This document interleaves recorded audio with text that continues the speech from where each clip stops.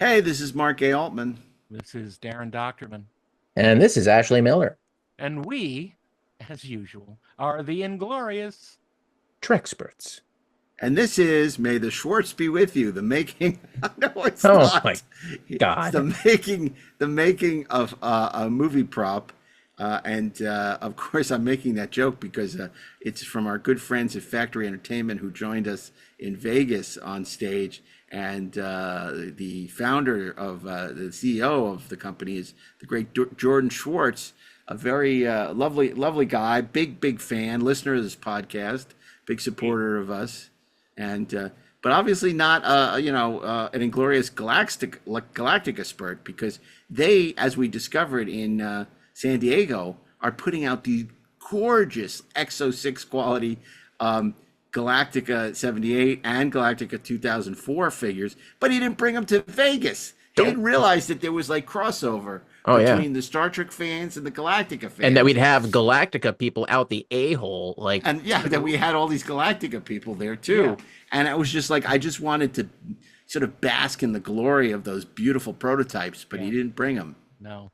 I want that Cylon helmet. And when I brought it up, he didn't seem to he didn't care. He didn't. I said, but I'm the Trekspert, but you're not the Galactica spurt. I am the Galactica spurt. I wrote So Say We All. That's the best true. book ever written about Galactica. Oh my God. Speaking of that, the battle spurt. You know, we another friend of the show who's been on the show a couple of times, Rich Hanley. Nice guy, good writer. He wrote a book about the history of Star Trek. Boy, he keeps going on Facebook complaining about the misogyny in the novelization of Battlestar Galactica and Galactica scripts. And I hate to tell him, this was 1978. Yeah. You know, you're talking about like, oh my, you're so shocked. You're so offended. It's 1978, dude. It's like, that's the way it was. And you know what? We learn and we grow and we evolve. And today is today. And then was then. But you don't have to be like, so like, he keeps putting up these like excerpts and from, you know, like, can you believe this? Yeah, I could believe it. Yeah, it's like there was one time. It was not Lorette Spang, but Cassiopeia. Yeah. She lost her virginity to an older man, not unlike Sire Yuri, and it's like, and he's like so offended by this, and I'm like thinking to myself, well, you know, Ray Milland when he was young was quite the good-looking, handsome man, but you know, it's like it's 1978, dude. It's like you're going to find a lot of things to object to. And where's the complaints about the advances of Cyrus Bellaby? Yeah, right, exactly. You know, it's like, don't look for it. You may not like what you find. Yeah, Cyrus Bellaby, who came on to Lorne Green. Yeah. Oh, my God. I mean, I couldn't even watch the match game after that. I hated that episode. It was just a lot to take. Yeah, that's what Lorne Green said. Man. He kept trying to crack. No, that had one of the worst. This is basically the plot of this episode for people who don't know. Where basically the Galactica needs a part because it's not working, and the only way they can repair the ship is to get this thing that Cyrus Bellaby has on her ship. Right. But basically, she's not going to give it to them unless Adama like sleeps with her, you know, and then there are these villains, the Bores. Was it the Bores? Yeah, the Bores, who are like these pig-like creatures. It's a terrible episode. It's awful. Yeah, terrible episode. I think Ron should have done it for his show. I'm sure. Oh, yeah. I'm sure he tried to think of a way to make it work.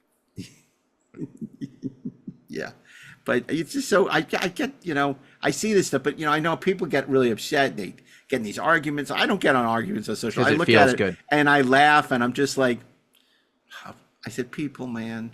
Yeah. First of all, it's ancient history. Second of all, it's a TV show. Yeah, I know. Yeah. I know. But I see our good friend, my dear friend, our good friend Rob Burnett. He's always getting into fights with people online. It's like, why? Why? No. What do you have to prove? It's his way. It's for the same exact reason, because dopamine from like either feeling, you know, righteous one way or the other, right? Like it just it's designed to make you angry or to make you happy, and it's like you got to realize it's all nonsense. Yeah, it's like It's all nonsense. And I mean, that's why we all have to make a point of you just not spending that much time because it's soul sapping. I was reading an article about Gen Z. It's called bed rotting, where they just sit and scroll in bed and don't do anything and just like, are texting with people and reading social and going on Instagram and on TikTok, and they don't get out of bed and it's just like, we're creating a race of zombies. It's just like, come on. Well, I mean, that kind of describes me last week, but maybe you were tired. Sometimes. Maybe you weren't feeling good. I'm not saying you, but you don't do it all the time. Well, and not only that, it's like, you're old and you can't get out of bed. Yeah. Thank you very much. But I'm like Dave Bowman in the third. You're like Dave Bowman. You're not that old. You're not that old. But that, goes back to what we always say about Star Trek: boldly go. It's like not boldly sit in bed and text your friends. Force yourself, like meet new people, do new things, go outside your comfort zone. That's what Star Trek's all about. Yeah. And speaking outside your comfort zone. Outside your comfort zone. Yeah. That's your comfort zone. That's don't say that because then we'll start talking. Never mind. I'm not going to go there. And so just this was a really interesting panel. This was something that was pitched us by Barry Eldridge of Factory, who did a panel for us last year. And Factory's really doing some fantastic work. I mean, they had an incredible booth at San Diego. They do from a lot of different franchises. They love Star Trek. Their Star Trek stuff is terrific. Last year they had come up with they just came out with the servo from Assignment Earth. I got 2 of them. You got 2 of them. Wow, in case one breaks. That's correct. Gary 7 and Gary 8. Yeah. And then they also came out with the little things from I'm Mud. I got the little necklaces. One set of those too. Unfortunately, my neck is too thick. And you can't put it on? Fit around my neck. Well, you know what you need then. I need an extension. Twins. Well, yeah. Well, but don't we all? Darren. That's true. Twins, Max. Yeah. Imagine the possibilities. One of them has the number 1 on it, and the other one has 500 on it. We are exactly the same. That's really cool. Yeah. So Barry, sat down in conversation with Darren to talk about the evolution of a prop because, of course, Darren, when he's not on the Treksperts 99% of the time, he is one of Hollywood's top concept designers. So he's designed a ton of props in his career, including for Batman, haven't you? Oh, yeah. Yeah. Well, Batman v Superman. Yeah, okay, but it still counts. It's still a Batman movie. It's still Batman, Batfleck. I mean, you were too young to design anything for Batman 66, so that's the next best thing, Yeah, but you put together just a remarkable panel. Bear Burge, a prop master, a prop maker, our good friend of the show, and just a brilliant talent, Bill George, of course, who not only was a well-known visual effects supervisor, but also worked for Walt Disney Imagineering, and of course has built just the most gorgeous miniatures his whole career. Yeah. Fantastic talent. Max Cervantes, also a prop maker and apparently a X06 collector. And then the great John Eaves, concept designer for some of the best Star Trek, just gorgeous work by John. Also one of the nicest people in fandom, as well as one of the most talented. And Liz KLOCZKOWSKI, who is the art director on Star Trek Picard. So it was really impressive. It was a big panel. It was a big good thing we had a lot of couches and that's right. Love seats and stuff for people to sit on, that we could accommodate all these people. And of course, even though he didn't take the stage, Jordan Schwartz was there with us, rooting everybody on, and from the bleachers. So, Darren, tell us a little bit about what we can expect for this panel. Wonders unending.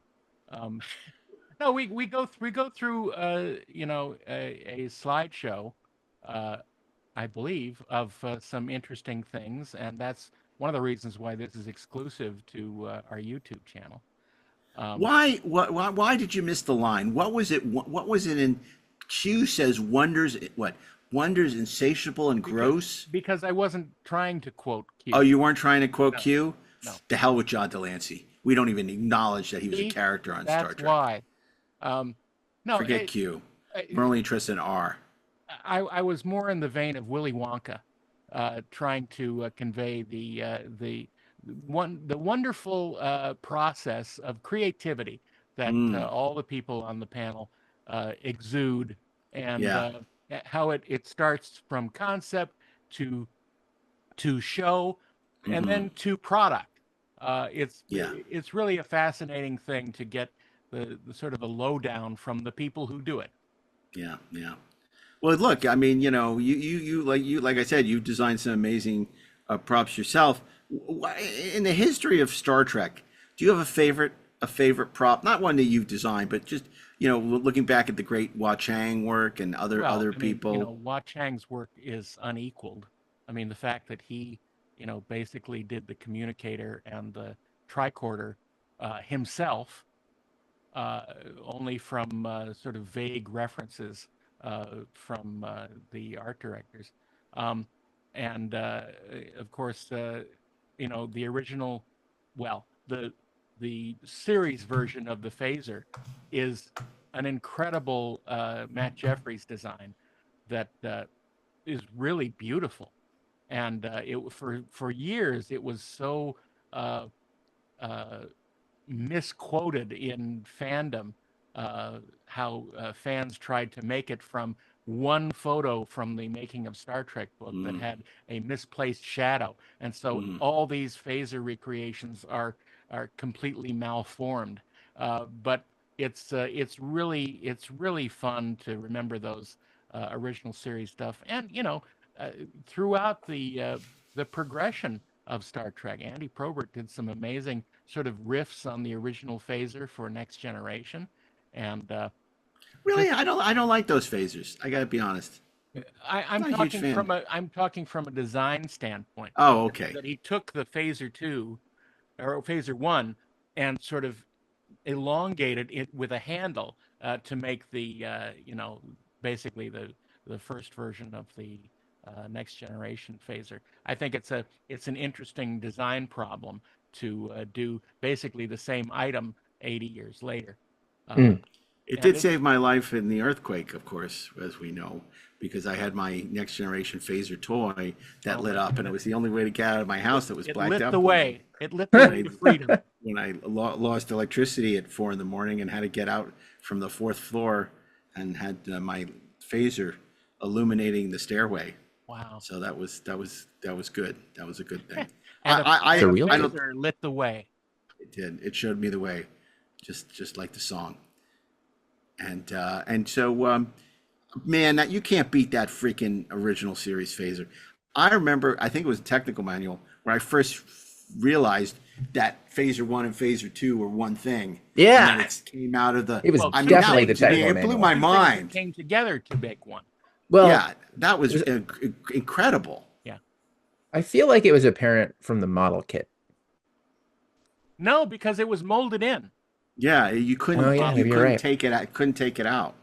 But man, I mean that to me is just like so cool, and you believed it. You believed that it would like phase. It worked, and that the phaser 1 worked up to a certain point, but to give it more power, you plugged it into the handle. In case, cool. You know, you had, you know, you were caught up in some massive fight between the Yangs and the Comms, and they just kept coming and coming and coming, and you just keep draining your phaser batteries. And yeah, I love those fancy heaters, man. I love them. They're great. I can't get enough. But I mean, you said yourself, the tricorder. What an amazing event! What an amazing prop that is. Yeah, it can do everything. You know, not to talk about another company, but the Wand Company did an amazing job at the tricorder, which had a bit of a bumpy start trying to get sold around the world, but it's beautiful, and it does. You said you have one and you love it. Indeed, both. Yeah. Both of these things are true. Yeah. All these journeys are possible. That's great. What about you, Ashley? Like, what's your favorite Star Trek prop? Man, you know, kids, huh? The Tox Who Tot. That's funny. Yeah. Yes. Ashley's searching for Jamarone. I am searching in all the wrong places. That's Parma. Let me just tell you. You know, I mean, look, again, we've sort of gotten to the place where like all the good ones are taken. It's like, how do you not love not all the good ones? Well, I mean, all of like the ones that have you know, nostalgic real true nostalgic value, right? Like, so the original phaser, man, that was, you're right, that was the shit. Like that was the thing. That was like when I was a kid, like that was my favorite thing to kind of have. Like, 'cause my brother built all of the model kits, and he built many of them, and and I loved my phaser, man. It was the bomb. It's You know what and I love? Oh, no, finish it. Finish your thought. Oh, no, I was just gonna say, and you have such a great point about like the Star Trek The Next Generation phasers. I mean, they were just a bit uninspiring. Well, They because got squished. because the cast didn't look convincing using them. That's true too. Yeah, I think it's hard to top, the phaser pistol. Okay, so you know what my favorite is? Tell us. Okay. Well, they're two. So I mean, yeah, okay, probably the phaser is mine too, and the communicator. But I'm gonna go a little deeper dive. The phaser gun Yeah. from Where No Man Has Gone Before. Phaser rifle. The phaser rifle. Yeah. I think that's pretty awesome. Yeah. I can't believe that hasn't shown up again. It's like It did. It was auction. Yeah, I know that. I'm saying I can't believe it's never shown up in the show. That nobody, or even Lower Decks or something. Because it's hard to make. Yeah, but so what? Make it. Look, if we're not selling it, if even normal Star Trek episodes are hard to make, how hard is it to do a phaser rifle? I don't know. That's what we're going to listen to this panel. It's going to tell us. Right. But the other thing, the other one I really love is Khan's necklace in Wrath of Khan. Sure. Where he clearly took it off. Made out of junk. Starfleet officer, right? Made out of junk. It's broken in half. The Starfleet insignia. But it's interesting how he got that when they hadn't started putting the circle around the Enterprise Delta until much later. Oh yeah, Where did that come from? Yeah. I don't know. So you're saying it's not realistic? That movie is flawed. It is Look, imperfect. It's fine. It's fine. You're okay with it. I just quickly I want to mention, because I designed a prop for Voyager, the Kazon rifle for those nice. those wonderful villains, the Kazon. That were kind of like a half lizard, half big bird. Well, as long as you didn't do their hairstyles, you're fine. That's right. Okay. But it's based on the weapons in Star Trek V, made out of pipes. Oh, that's interesting. And so I did, the back is from Star Trek V, and the front is basically the front of an Eagle transporter from. So it's kind of great. Like a mullet. It's business. You in heard front, it here first. Party in the back. It's interesting. I remember when I would interview everybody at Star Trek about Voyager, and Mike Pillar, he was so proud of the Kazon. He loved the Kazon, and everyone else would be like, "We don't get why Mike likes the Kazon." Everyone else hated it, and all they could do was bag on the Kazon. And Mike just I forget what he said. I forget how he described them. It was like the billboard jungle. I don't remember, but he was a fan, at least of his initial conception of the Kazon, and refused to admit that they didn't work. Before they started shooting, the Kazon were spelled with a G, the Gazon. Oh, really? Until someone realized that would not be a good name for it. That is not a great name. No. But they were fabulous. Oh my God.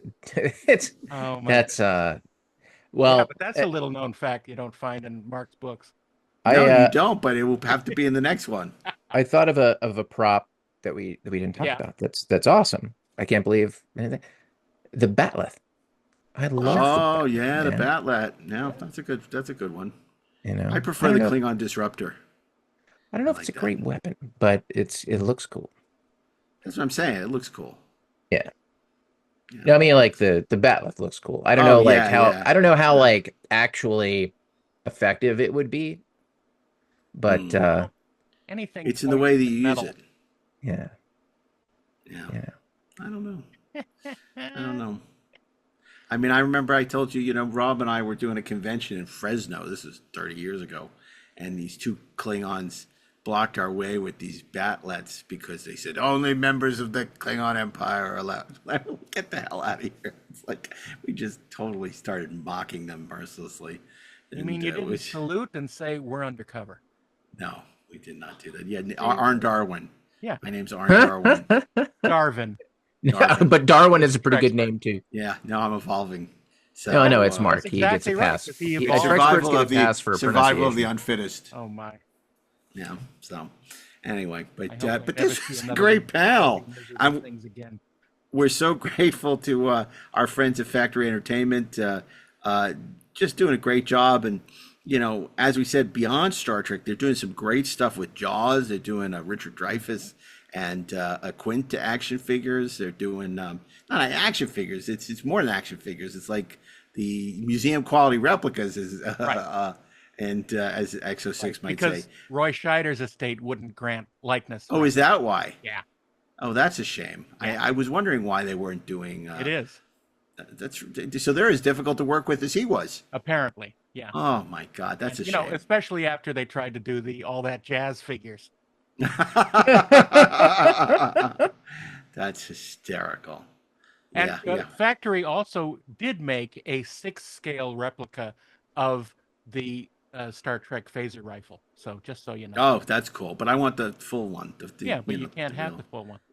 Okay, well, apparently not, unless I, buy it at auction, I guess. Yeah. And then also they're doing the lunch boxes. They do some James Bond stuff. They have Harry Potter. They have a bunch of And licenses. of course, I mean, coming soon, all the Galactica stuff. But the Galactica stuff's what I'm excited. They're doing that Cylon head with the light, the Oh my red God, eye great. going back and forth, which is great. I hope they do more Galactica, because I would buy a Lucifer. Oh, totally. I would buy a red eye. A friend of mine I had would- Lucifer's head. Red eye for the straight guy.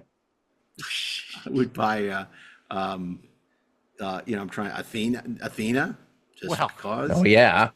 I give it to Don Henley. Wait, who did as a she lose gift. her virginity to? Well, no, Don Henley from the Eagles. She lost her virginity to Don Henley. Well, It's been a long time in this vicinity since Okay. I don't know, but she dated him for many years. Did it she? was on a dark desert highway. Cool wind. and Desert highway. Oh my God. God. Yeah. That's what happens when you live in the fast lane.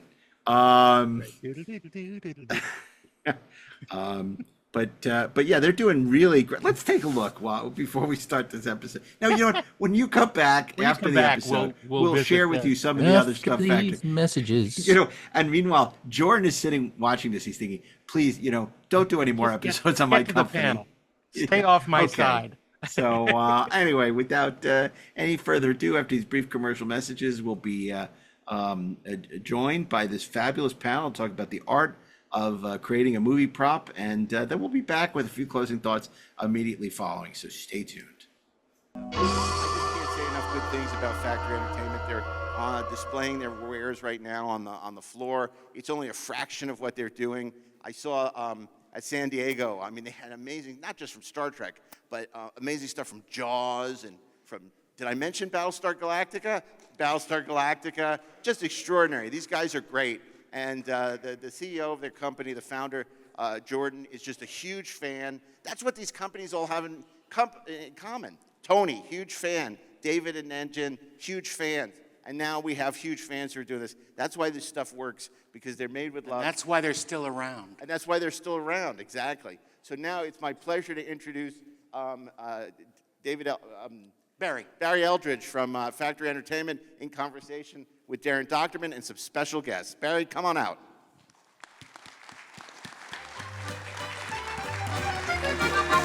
Welcome.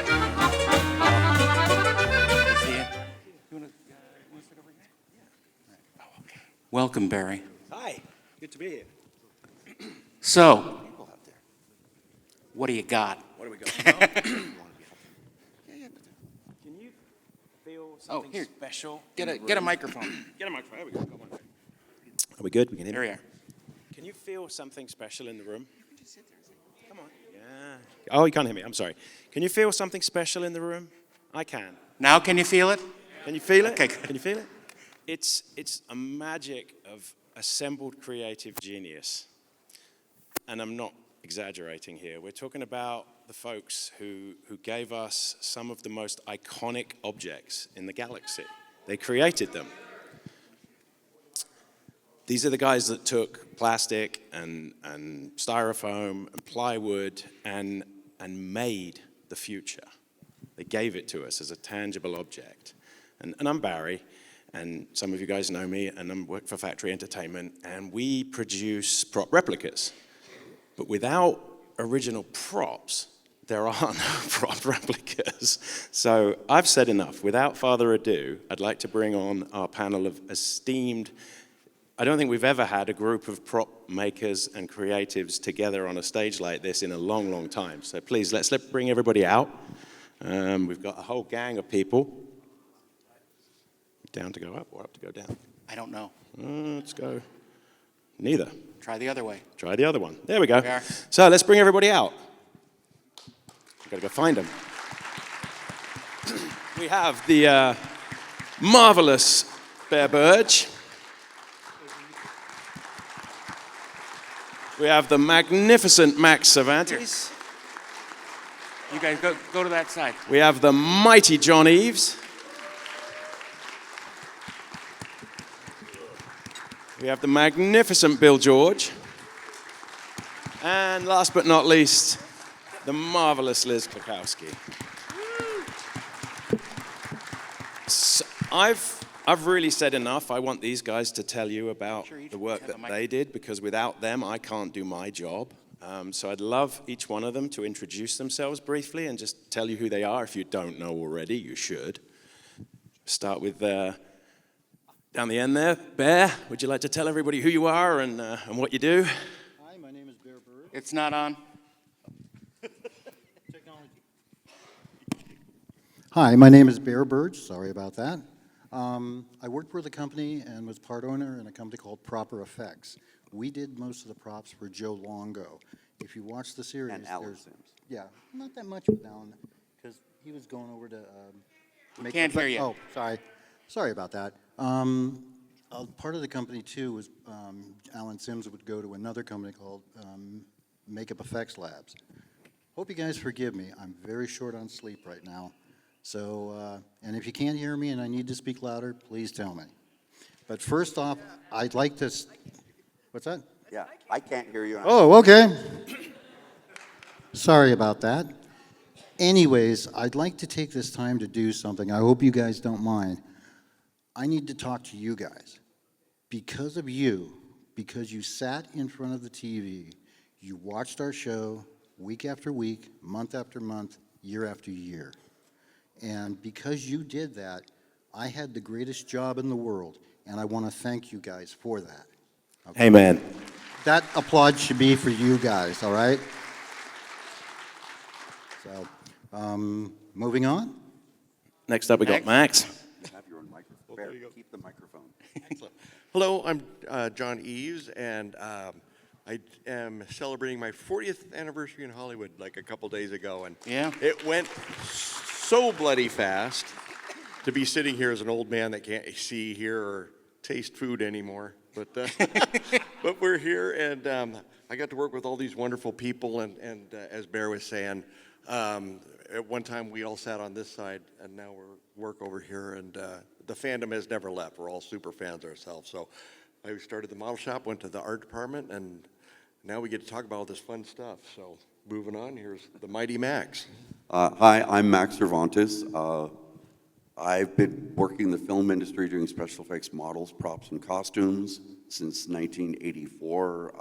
I worked on Beetlejuice, Beetlejuice, Masters of the Universe, Captain Power, Real Genius, the last two of the original 4 Batman films, and I was very lucky enough that I got to be a background actor in Next Generation and in Star Trek VI.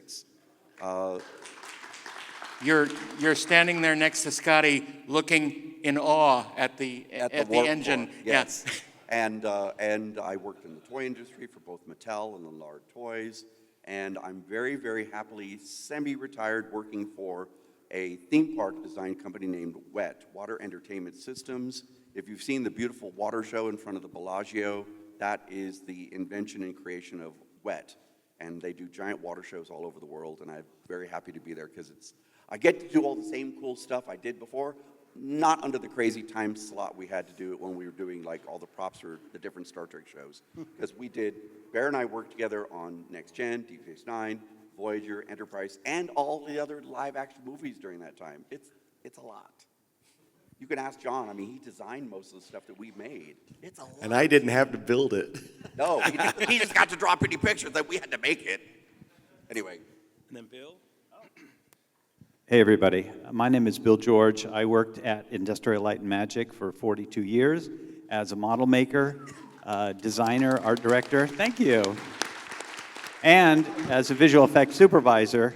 And one of my all-time favorite projects that I'm so incredibly proud of was the best Star Trek film, which is not a Star Trek film, which was Galaxy Quest. Yay! Never give up, never surrender. Hi guys, I'm Liz KLOCZKOWSKI. I joined this panel last minute, but I'm an art director, most known for Star Trek Picard. It's my favorite Star Trek that I worked on, and it's the only Star Trek I've ever worked on. Well said. It's the best. So now we're going to talk about the process of making a prop, and it begins... Before you do that, and I'm DAREN DOCHTERMAN, and I worked on 2 seasons of Picard, and I actually did design props for Picard. No, it's all right. Cut off DAREN DOCHTERMAN. I wasn't officially on this panel. I'll just sit in the corner and hide. First stage of the process is the script breakdown, which I know nothing about. So I'm going to let my good friend John, you have a mic. John's got a very interesting story about this process. This is where the process begins. That's you, John. Me. As I said earlier, I can't hear anymore. Well, we were talking earlier about the script process. Yeah. And back in the 80s when we started, nobody started on a show till we had a script. And they were solid, very little changes. There were, but it was always budget because we would get the script, would read it, prop master would read it, the set decorator, everyone, and they'd put together a budget. And after the budget was put together, we'd start doing drawings. Sometimes it was the other way around. We'd do drawings and then they'd make a budget. And in the later years, we started doing it in reverse. So we would start drawing things off a thing called a beat sheet, which is like 3 pages long, and it has the overall story arc.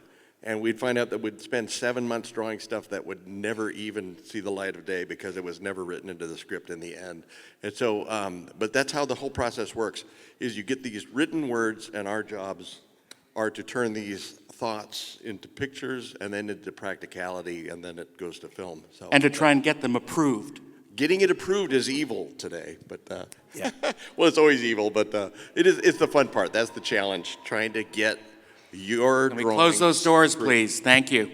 Yes, that's it. That brings us on to the next. This is where things get interesting and creative.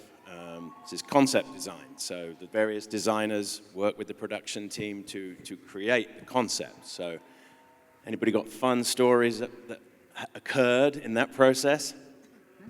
Oh, yeah. Well, so on Picard, John and Drexler were working on the Shrike. You guys worked on the Shrike, right? Yeah, okay. So I remember seeing like 87,000 versions of the Shrike. And then it was like, oh, Terry wants it a little different here. Change it a little bit this way. So I think John, I mean, this has happened to you many times, John. It's just your hands go numb from drawing until they get it approved. But eventually, yeah, like you said, it's an evil process. But eventually, they'll land on one. Three of John's drawings up on the background there. I recognize various phases that never made it to production, but they were some options and choices. Oh, we can see in front. Hey. So now the next bit is where it really gets messy and fun. This is the materials and the planning. This is where we work out what it does, what does it need to be made from, will it function? And I know you guys have got some brilliant points on this one where you can talk specifically about things that went either wrong or right. Oh, make it right. One of the stories that I usually like to tell is Joe Longo, the prop master. He would come to our shop on occasion and give us the information, tell us what we need to build, and then we'd generally deliver it.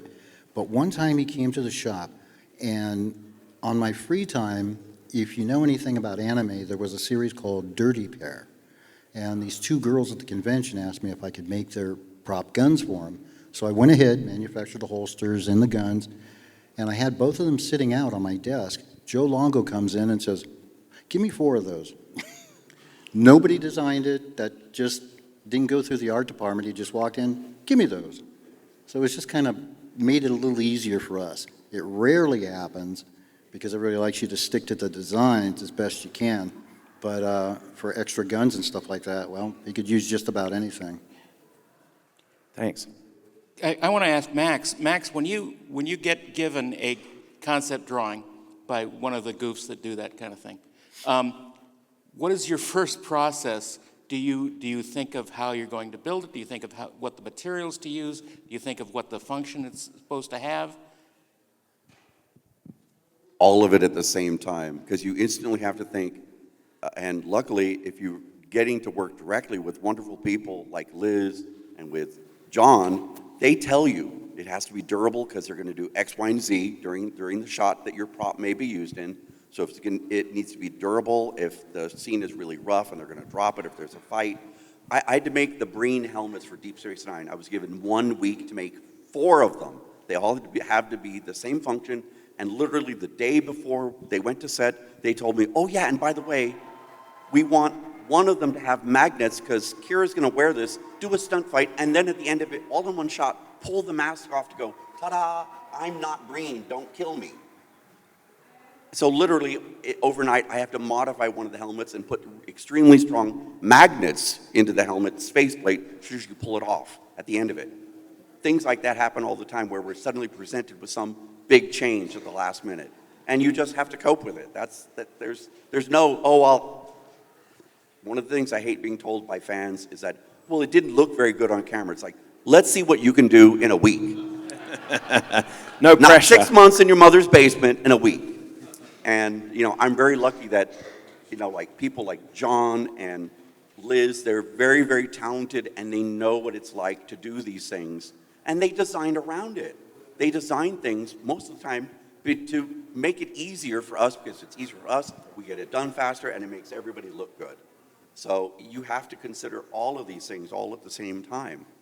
And that's just the nature of the business. Either like it or get out of it because nobody's going to change for you. The business is what it is. Or as they said, the air is the air. What could be done?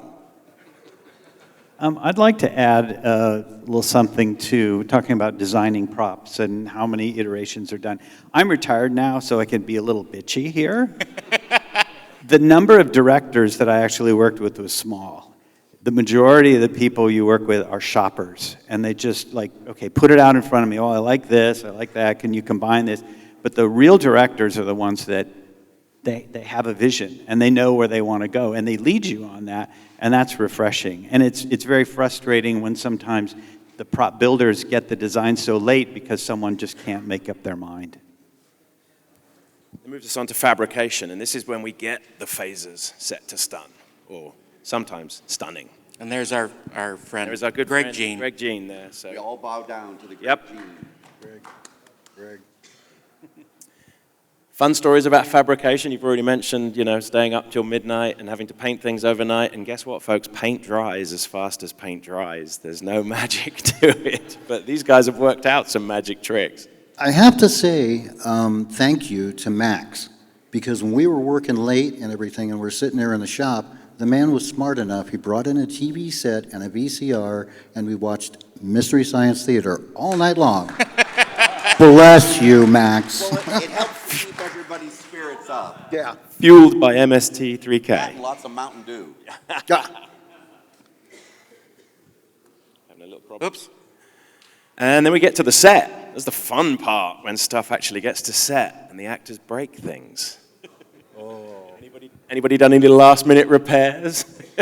We had one instance where they just came out with a new tricorder design, and it was beautiful. It had beautiful interior, it had more lights in it, and it just did more. And on the first day of shooting, Joe Longo gave Brent Spiner our brand new tricorder. And evidently Brent was having a bad day. So he was standing there, and Joe didn't bring him the holster for it. And he had it in his hand, and he goes, God, blank, blank, where's the holster? And he threw it on the ground, crashed into a million pieces. And that was not a repair. That was a later. back to square one. Ugh. We had I mean, there are a lot of instances, though, when we plan as much as we can. Like, my job is to basically plan for the worst and plan for everything. And the prop master will be doing how many takes are we going to do? How many do we need to build? Realistically, they say, oh, we need 3 takes. Props they'll build 5 or 6 because they know that they're going to need more. Oh, could we just have one more? So the amount of last-minute requests that I field on the set, it's a lot more than you would think. So, oh, could you just do this? And a prop guy storms away, and we've got to go bring him back. And is there something you guys can do? What about this instead? Like, that type of troubleshooting is really what the art director does. I've been told the perception of time slows down on the Yes. film set. So, talking of perception of time, I'm going to speed things up here because, Well, I remember one story about, and again, unfortunately, it involves Brent and tricorders. For Insurrection, we had to build a special tricorder that was waterproof, because there's that scene in the film where he just walks right into the lake. And then when you see him completely submerged, that's a shot taken back at the studio in a tank, because of course they're not going to take the cameras into the lake, and the water's not that clear. So it had to be made waterproof, which meant no water could get in, but it also meant we couldn't change the batteries without at least one day to rip it open, change them, and put it back and reseal it. So they were very specifically told, and Brent was really good about this, so kudos to him, but he was told, if it's not needed, keep it closed. The longer you keep it shut, the longer the batteries are going to last. So kudos to him, he listened, and everything went great. We've got 2 quick reveals. We're just going to talk very quickly about the wrap and one of the important things about archiving and keeping these things, because when a production finishes, props don't always get kept. Yep. And it's really vital, we all believe, that they should be kept for future generations and for me, so I can copy them and make replicas, because I'm really in trouble if I've got nothing In to fact, copy. sometimes they're kept by the wrong people. They just disappear. Well, they maybe borrowed, Well, perhaps. Appropriated. Appropriated, I like that. We got 2 very quick reveals, talking of new props, exclusive to here, and we'll have them on the booth later, and we do have the gentleman, Max, who actually made both of them, or was responsible for them. First one, Captain Proton. Nice. The pistol, Captain Proton Ray Gun, and we're going to be talking to Mr. Duncan McNeil about working with us on that one. And then I guess the companion piece, or the nemesis piece? That is Captain Proton. That's the original. This is a production casting. This is a production casting I made for myself. I was the designer and sculptor of the object. This is another case of where they didn't have enough time, and Alan Sims, who was the prop master for this particular episode of Voyager, he said, I just need something that looks like something that came right out of the old Buck Rogers and Flash Gordon serials. So it was made out of water pistol tank, a pop gun that fired rubber darts, and then I custom machined the nozzle and added the other details like this. And there's a little hidden detail you don't see on camera much. There's a little Starfleet pennant right here on the middle of the handle. The star was there, but not the handle. I'll show you yours, you show me mine. Exactly. So I've never seen this before. This is an early production prototype. There's a few minor differences, but really nothing to be cursed about. But so Factory and Entertainment will be doing this soon. And followed up with Queen Arachnia, which will be a, this one's a signature piece. But again, this is the case of this got made in less than a week. And now I want to show you something really special. We've got Bill George here, and Bill's going to actually take us through what we've just talked about in a very short space of time on Star Trek 3. You're going to get an exclusive behind-the-scenes look at some of the action that actually happened on Star Trek 3, which is, quite honestly, wait till you see this stuff, guys. Big round of applause for Bill.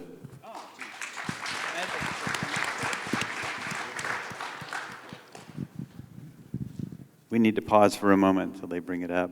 Anyway, I was going through some old slides, and I put some stuff together, stuff that I don't think anybody's seen before.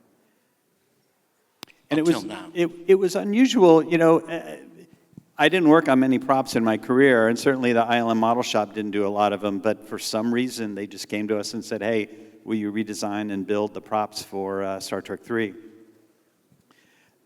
Now, these first photos are interesting in that these are the cases that were shipped down to LA to the stage. And what's great is you can then tell exactly what was built, even though some of them are missing here.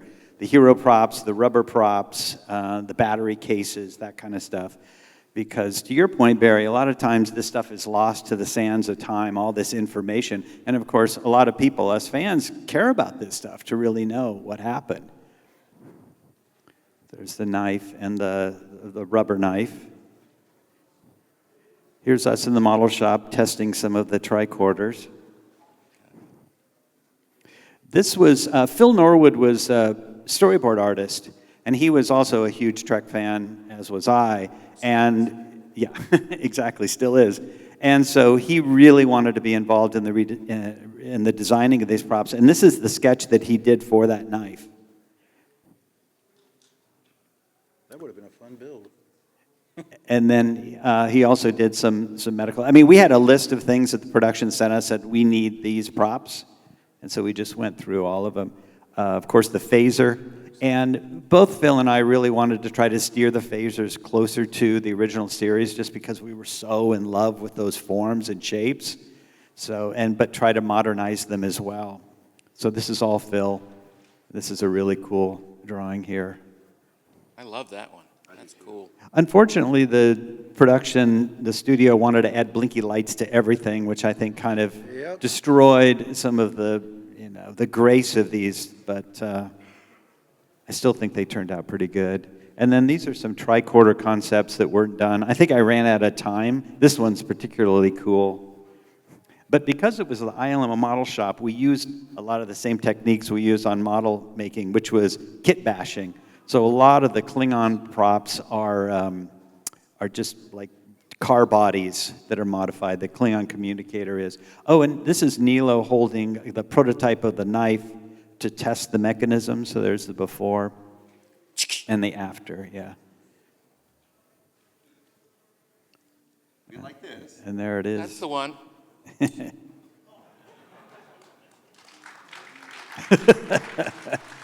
So yeah, that's a car body. Oh, The original from 3 went missing for Next Gen or Deep Space Nine, and so I had to make this in a week.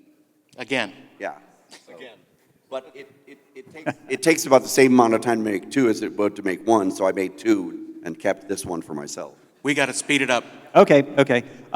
One interesting detail on this. Someone gave me a Norelco shaver bit, and one of them ended up on the communicator, and another one ended up on the Voight Kampf machine Nice. in Blade Runner. Beautiful. Brilliant. So another car body. This was a medical scanner that was done. I don't even know if it was in the film. All I have is a Polaroid of it. And then, of course, the old communicator. This is before all the blinky lights were added. A tricorder. Of course. I'll move through these quickly. It's Marty Brennitz who did all the electronics. And then here's a little view inside the tricorder. The mechanism to lift the center bit was a syringe with a spring. Wow. And then you can see the battery packs on each side. Pretty low tech. And that's it. That's all I got. Very cool. Thank you very much. That's a very exclusive behind-the-scenes thing that very few people have seen. So thank you to all the guests. Please come by the booth. They'll be hanging out with us. You can come and ask them questions, and they can tell you all sorts of stuff. And thank you guys to supporting us and for being prop fans. Let's hear it for everybody Thank again. you, everybody. Thank you. Thank you. And now we're back. And That was quite the large panel. that was quite the large panel. It was. It was a lot of people. And they only had a half hour. So next year we'll give them an hour. Next year we'll give you an hour. next year we'll You build heard a it here booth. first. 2 minutes. I'm not saying we're doing it next year, but if we were to do next year, they would get an hour. If it were to happen, maybe. They're doing a Colonial blaster. Yeah. And that was one of the better weapons, one of the better sci-fi Because laser weapons. The front of it is a shower water tap. Oh, is that right? Yeah. They did do the flux capacitor from Back to the Future. did. I got to tell They you, did a scaled one. I like the movie. I'm not a collector. I'm not Terry Metalis going out and buying DeLoreans. Yeah, well, you don't need But to. Men in Sometimes Black, by accident. Men in Black, that's they- the funniest story. they have Yeah, now these, they do these gorgeous ship replicas. That we didn't talk about. I Well, mean, just stunning. I mean, They they're are very expensive. 'Cause They are They're pricey. very expensive. They are And- pricey, but they are gorgeous. Yeah. They're doing the Voyager now, but the ones I really liked were the refit, the Enterprise refit, and yeah, that was the one I was excited about. Yeah. But they're Only just 20 grand. beautiful. Oh, What? Jesus. Which is about what Terry paid for a DeLorean, I think. So, there you go. And they have all kinds of brands. I mean, this is quite a list. Batman, American Werewolf in London, DC Comics, The Beatles, Beetlejuice, Game of Thrones, Friday the 13th, Halloween, House of the Dragon, Knight Rider, Masters of the Universe, Peacemaker, Star Trek, we've heard of that. They Live, Thundercats, Ultraman, Universal Monsters, Wizard of Oz. You can now wonder buy if an they- action figure of David Zaslav, Wonder Woman. Oh my God! I wonder if they have the license to the Master of the Universe movie from the '80s, Dude. and they have the musical key. Oh wow, that'd be great. Courtney No, it wouldn't. Cox I will have come the and power. deliver it to you. Yeah. Yeah. No, they're doing some great stuff, and it's very exciting. And they take this very seriously. I mean, and I think that Barry Eldridge and Jordan are really doing phenomenal work. We wouldn't have them on the show. We certainly wouldn't have them on the stage if we weren't fans. Yeah. Yeah.